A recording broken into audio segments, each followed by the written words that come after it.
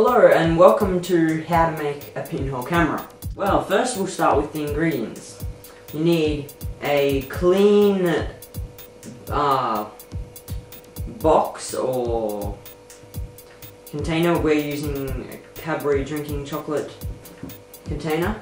You also need an aluminium soft drink can. Old scissors, don't use good ones because it might wreck them. Some flat black spray paint, not glossy, preferably black paper, a size 16 bead threading needle. That's to make the hole for the pinhole, but it's alright if it's about that size, but a little bigger or smaller. A wooden peg, glue, a manila folder, electrical tape, cardboard, ruler, a knife, emery cloth or very, very fine sandpaper. Well, let's get started. To start with, dry your container and make sure there are no specks there. Then trace around the lid of the container and cut out on black paper the right size.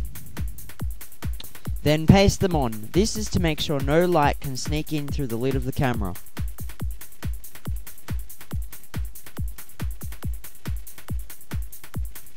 When this is done, we're ready to make the pinhole in the camera.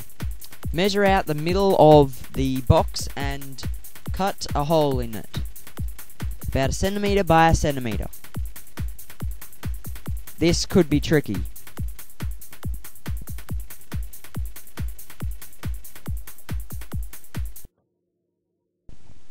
Now you need to spray paint the outside of the whole thing black. This is to doubly make sure that no light can enter. Also spray the lid and the inside. To make the pinhole, you need to get the peg and the pin and glue the pin in between the peg. This is so that you can make the hole. Now you're going to put the hole on the aluminium can, so get that out and cut it out nicely. Careful of your fingers. Cut it out in a nice smooth corners. Now, once you've done this, hopefully your pinhole drill will have dried. Poke it into the aluminium can to create the hole. When you're through, give it a good wash and a clean to make sure there is no grit inside the hole. Don't forget to sand it as well. Now to add the pinhole inside the box. Mark the hole on the aluminium can and sticky tape and glue around it.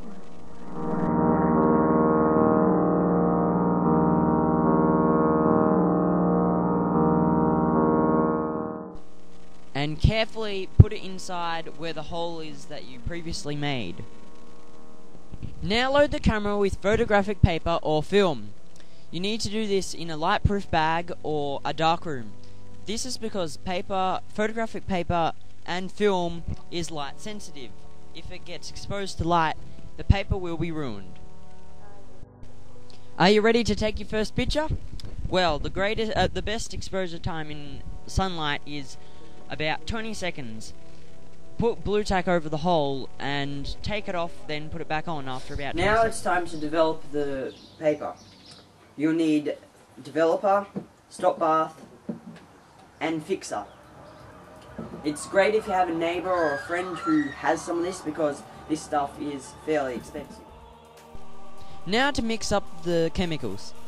For developer, it is 1 to 9 parts water. For stop bath, it is 1 to 20 parts water.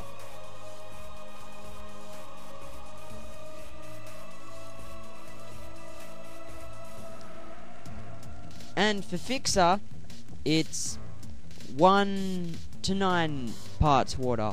Make sure you get this right because it's important. Also, measure the temperature to 20 degrees for each one. Pour in the developer mix into the canister to start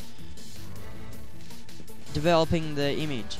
Twirl it around for about a minute and a half. Then pour it back in. Now pour in the stop bath and twirl that around for about a minute and a half as well. Pour that back into its thing as well. Now get the fixer and pour it in for about 30 seconds. And mix it around.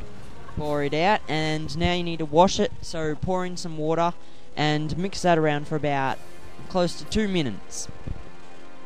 You can use the stop bath and fixer for thousands of prints, but the developer needs to be thrown out when it starts to turn brown, and the water thrown out every single time.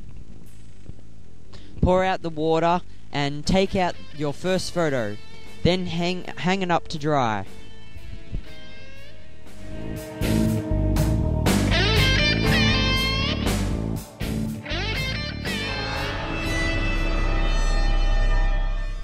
You may have noticed in some pictures how normally straight things are actually curvy. That is because the photographic paper is curled around the camera, creating the bent kind of effect.